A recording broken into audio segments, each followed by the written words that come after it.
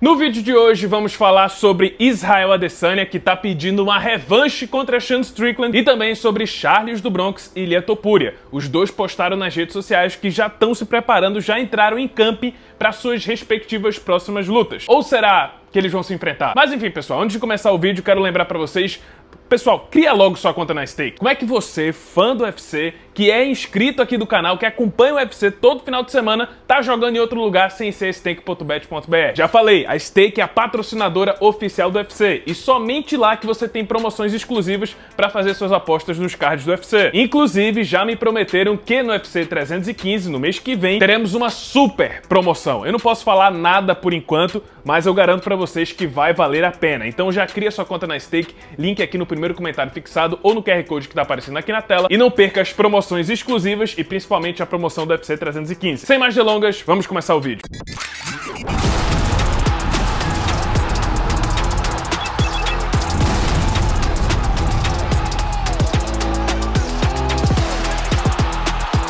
Vivendo a pior fase da sua carreira, agora acumulando 3 derrotas seguidas, Israel Adesanya recebeu em sua residência o veterano da Marinha Americana e maratonista David Goggins. Automaticamente tive lapsos, um flashback de quando David Goggins treinou com Tony Ferguson, que inclusive foi o primeiro a cumprir a Hell Week. E como o Ferguson cumpriu essa semana de treinamentos da Marinha Americana, o Goggins foi lá no corner dele e viu de perto o El Cucuy fazer história e empatar o recorde de mais derrotas seguidas no UFC. Mas brincadeiras à parte, pessoal, a visita do Goggins foi bem interessante, porque deu pra ver que ele tem um respeito enorme pelo Israel Adesanya e fica fascinado com aquilo que ele fez com o Poatan. Não só o fato dele ter nocauteado o Poatan, mas também a vitória psicológica de ter sido derrotado pelo cara 3 vezes e ainda correr atrás do diabo pra poder vencê-lo pelo menos uma vez. E claro, o discurso que o Adesanya teve depois dessa vitória, que foi bem emocionante. A interação dos dois tá lá no canal do Easy no YouTube, e acredito que agora todo mundo quer saber por que essa interação aconteceu.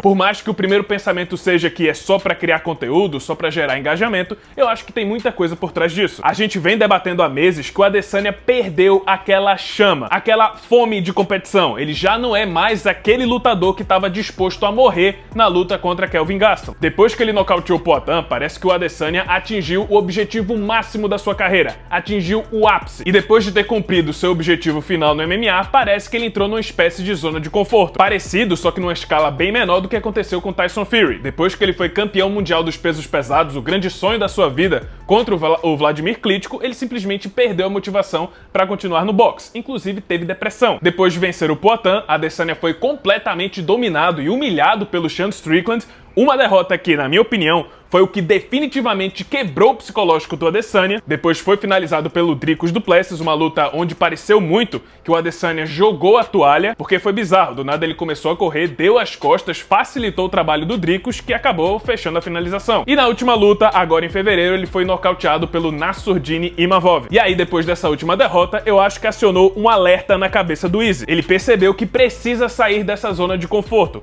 e voltar a ser aquele animal que ele era antes. Aquele competidor voraz que dominou a divisão dos médios por anos e que também nocauteou o Poatan no auge. É aí que entra o David Goggins com a Hell Week. Mas se ele fizer isso, eu acho que pode ter um grande benefício para a carreira dele. Porque esse desafio não é só sobre cardio, não é só um treinamento físico, mas principalmente psicológico. É sobre superar os seus próprios limites. Ele vai te levar ao inferno para você conseguir ir além do que o seu próprio psicológico aguenta. Fortalecer a sua mente. E é isso o que o Adesanya precisa para trazer aquele matador de volta. E nessa interação com o David Goggins, o Adesanya também afirmou que estava há meses sem fazer sparring, porque foi nocauteado pelo Imavov e queria se preservar. Só que recentemente ele voltou a fazer sparring, fez inclusive sparring com o Kamaru Usman, e nesse treino ele sentiu aquela fome de novo. Ou seja, quer voltar a lutar. E ele já disse que sabe quem ele quer enfrentar. Ele quer a revanche contra Sean Strickland. Vou ler aqui o que é que ele falou. Abre aspas para Adesanya. Falei com meu treinador e falei com Hunter Campbell. Acho que tá na hora de eu voltar. E eu sei contra quem vai ser. Eu preciso lutar de novo com Strickland. Ele me venceu justamente em Sydney. Me deu uma surra. Foi essa derrota que me fez diminuir a atividade. Eu tava lutando 3 vezes por ano. Mas não quero criar desculpas. Dessa vez eu vou corrigir as coisas. Eu sofria muito bullying quando era criança. E o Strickland se tornou a personificação disso. Porque naquela luta ele me atacou e fez voltar aquela criança interior. Então eu só quero me defender dessa vez e vou me vingar dele. E essa declaração pra mim foi bem reveladora. A derrota pro Strickland foi tão pesada que fez o Adesanya reviver o sentimento que ele tinha quando sofria bullying na escola. Eu nunca vi o Adesanya interpretar uma derrota dessa forma. Na verdade, nunca vi um lutador interpretar uma derrota dessa forma. Nem as 3 derrotas que o Adesanya teve com o Poatan. Por isso, eu acho que essa foi a derrota que realmente mexeu com o Adesanya. Olha só o sentimento que ele teve. Olha só o quão profunda foi a ferida. Não superficial, mas interno, na cabeça dele. E pelo visto, para voltar a ser o que era, o Adesanya interpretou que ele precisa ter essa vitória. Ele precisa vencer o Strickland. Mas sinceramente, eu acho que se tiver uma revanche entre os dois, eu vejo o Strickland vencendo. Porque na primeira luta, apesar de ter sido um domínio, aquela nem sequer foi a melhor versão do Strickland. Ele tava sem o camping completo e nem chegou a tentar a queda, que ele inclusive revelou depois